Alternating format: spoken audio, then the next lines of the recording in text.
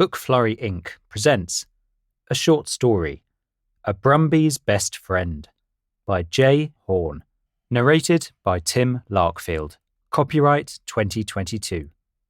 Dedicated to Sad Guru, a truly legendary storyteller. Introduction. This was written when Jay was travelling and watching heart monitors in a hospital for income.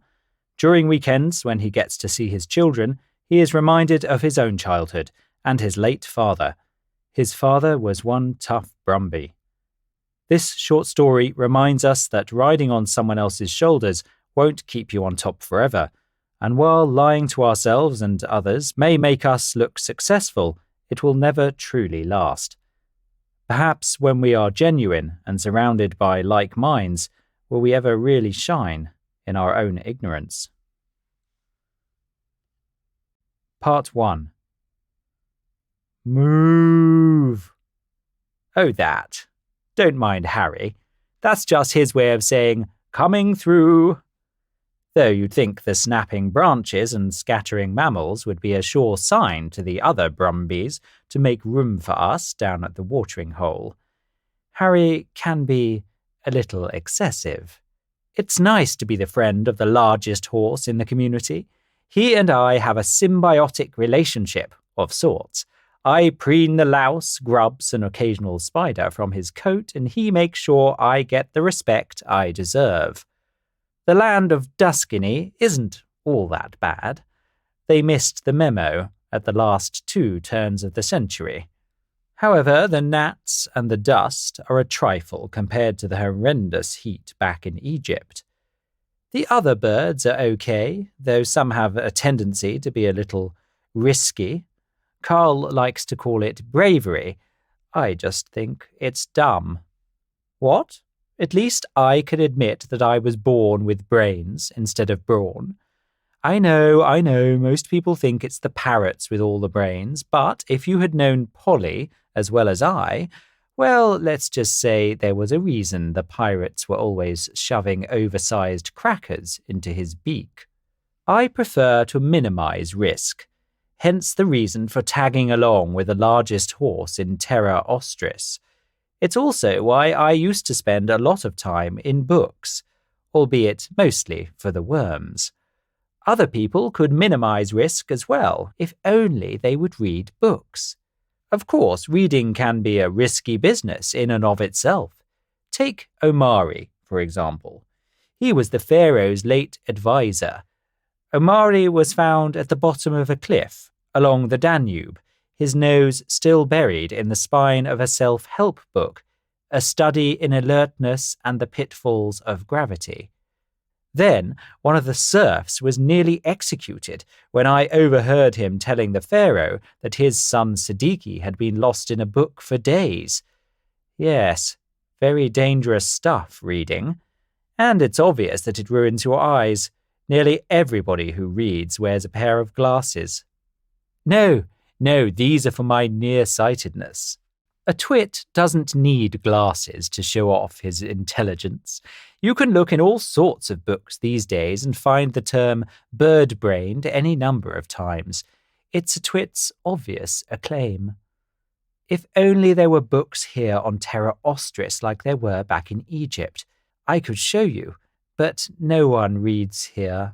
The mix of species is a bit diverse, so we tend to communicate using semi-moral quandaries.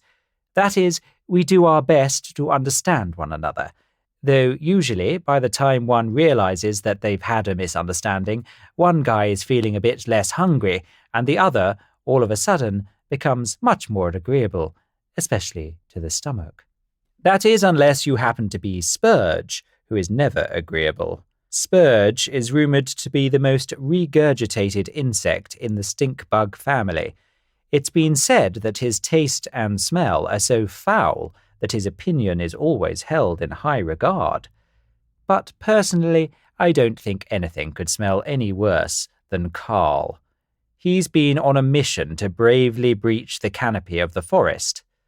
Ugh, here he comes now. Nice, to see ya, Cecil, Don't worry. We actually speak the same language. He's just being rude. You really shouldn't talk with food in your mouth, Carl. You know what they say about mealworms. They have sensitive ears. No need to torture them needlessly. You're already stinking them to death. Slurp. Sorry. That's better. A few mealworms always help quaff the flavour of the dung. And here comes Jeff.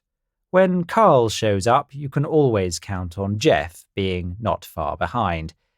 You know what they say about birds of a feather. But at least Jeff has a bit better taste in meals. What's that? Jeff asked. Oh, nothing, I said, just commenting on Carl's unusual desire to enter into one orifice what has exited through another. Apparently mealworms help. Carl hopped down from Harry's shoulders to where we were perched at the hind end.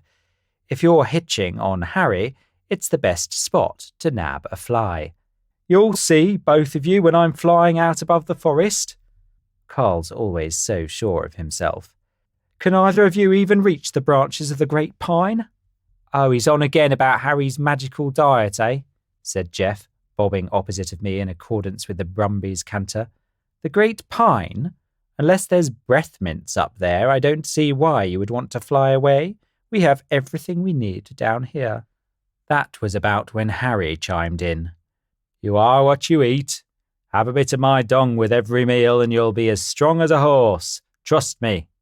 You see, said Carl, Harry's the strongest on the island. A little bit of his excrement is like, what are those things you called them yesterday?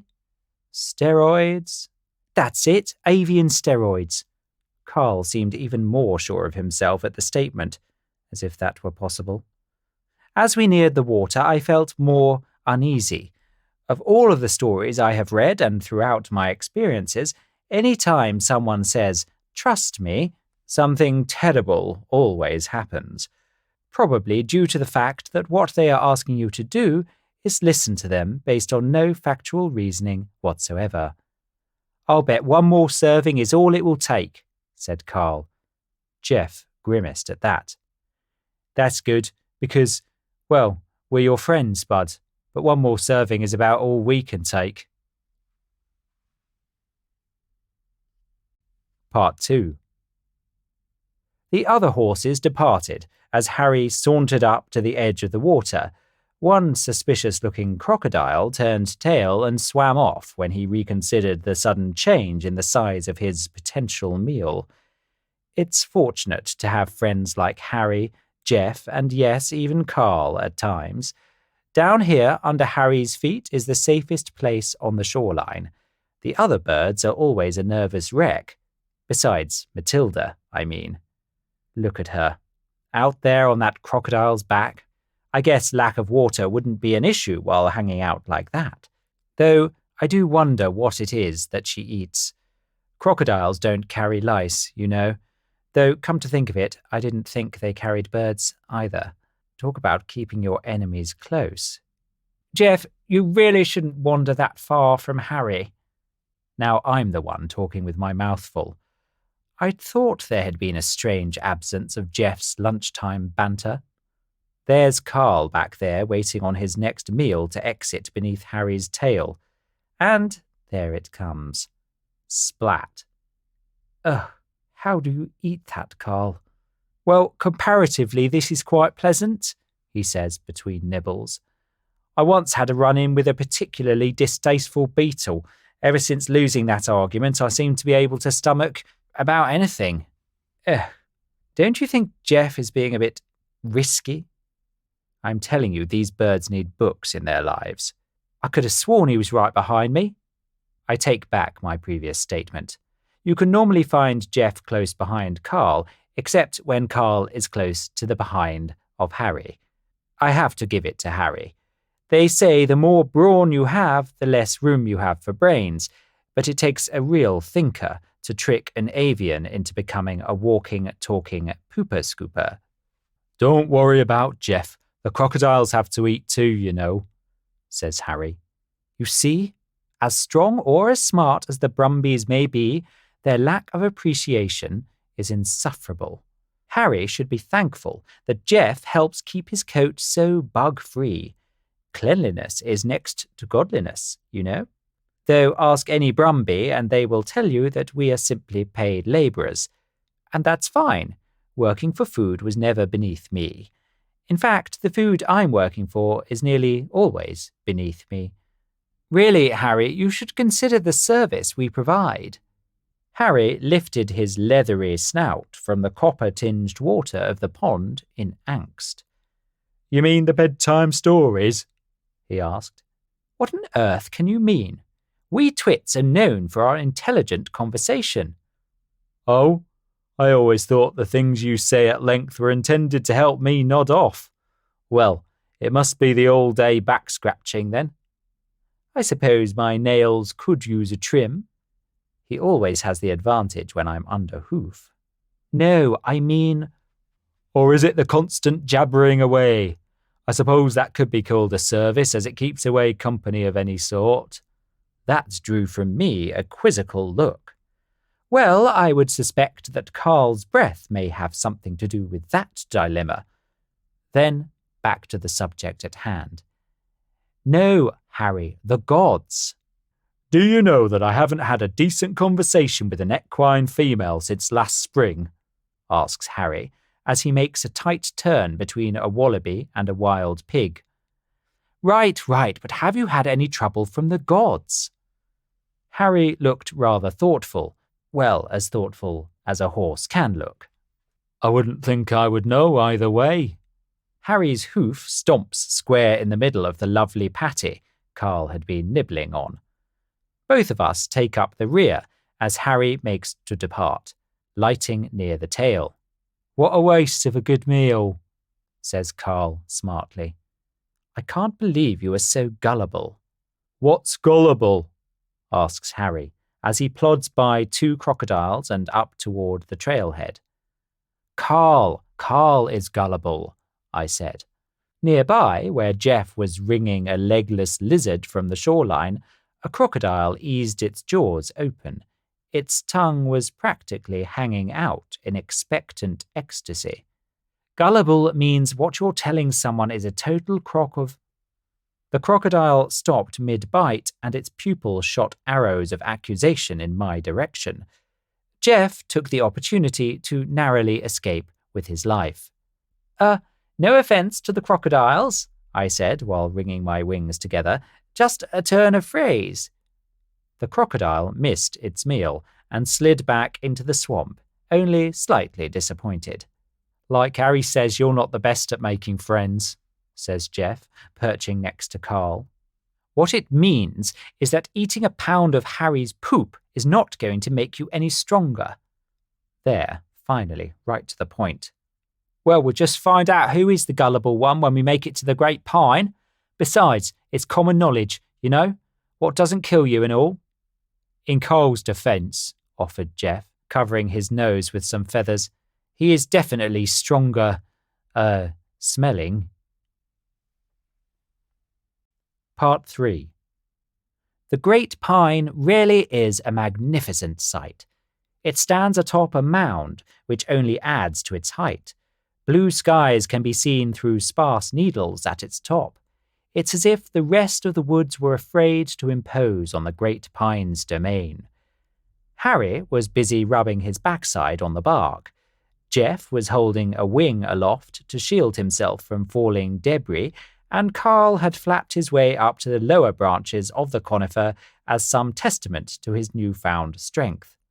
I'm going now, harped Carl from above. Then, once Harry had satisfactorily scratched his hind end, he circled the pine and lay down right there in the dirt for a rest. They do that, you know. It is a misconception that horses sleep standing up. While they do have that amazing ability, they also enjoy a nice lay on occasion. On such occasions, we Twits and egrets have to do our best on the ground. Well, everyone save Carl, who had been eating his way to freedom. I'm going now, Carl harped again, clearly wanting an audience as he departed on his virgin voyage. We'll miss you, Carl, said Jeff, high-footing it amongst the roots of the tree and craning his neck up to see. Then the strangest thing happened. At first, I thought it was Harry's snoring. Carl was making great progress, 1 or 2 branches at a time. He climbed higher and higher towards where the sunlight breached the canopy. It sounded like theme music, something I hadn't heard since way back on the pirate ship. As Carl climbed, the distinct sound of a bass drum beat out a rhythm that only intensified what Jeff and I were witnessing. With every branch, the drum beat grew in volume and cadence. Jeff was captivated. "He's going to make it!" As if the whole thing had reached a brilliant climax, the sun broke through the clouds and shone bright down on Carl as he breached the canopy. The drums had reached a furious march like a double bass at full throttle. The light embraced all of his plumage as he finally flew up and beyond. I could almost envision the look in Carl's eyes when he first took to wing in the bright, radiant beam of sunlight. But the truth was, his look was probably one of sheer terror, because it was then that the talons of a peregrine falcon seized our late friend Carl from the sky. The drum beat ceased. No sound but the fading "aye" of our beloved Carl's last surprise, and of course, the fading smell of fecal matter. What would have been a legendary decree for an egret had been snuffed out over a falcon's quick spot of lunch. "Oh dear," I cringed. Jeff suddenly jarred awake from the enchantment of it all, and we looked at one another in a brief moment of quiet horror. Harry gently lifted his head in only slight interest, that big black marble of an eye reflecting the peregrine's circling assent. "Shame that," he said, before resting his nostrils back on the shady turf. "Shame that," accosted Jeff. "Carl was bloody napped by a raptor. So much for your advice, Harry." "Perhaps he should have had 2 servings on Wednesday," replied Harry lazily. "Did you see that, Cecil?" asked Jeff. "That was almost legendary." I couldn't say I was overly surprised, as I had been nearly eaten by a falcon myself, and would have been, if I hadn't been eaten by the whale. Well, I suppose that's what you get when you let someone feed you a load of horse crap. At that, an abrupt snort emanated from Harry's nostrils, sending a drift of red dust into the air. It may have been the only time I ever heard him laugh. Then Jeff, after another moment of aghast shock, was back to pecking about at the great pine's base again. Harry was back into the controlled breathing pattern of a professional napper, and I knew that those two were going to have a beautiful relationship from here on out. And here's that primal selfishness. I've read somewhere that it is the reptilian brain which helps us cope with loss, but I am convinced through experience that it is more likely the avian one. Birds are all the same. Take penguins, for example. The poor egg wouldn't hatch if the father didn't take a vacation and stay home for 3 months. The mother just sods off and leaves it behind, always thinking about themselves, birds. Sometimes I miss my old friends from Egypt. Well, by friends, I mean Marcus. He was good for a decent conversation, but most importantly, at least he could be trusted. And he was a bloody cat. Now, just where were those drums coming from?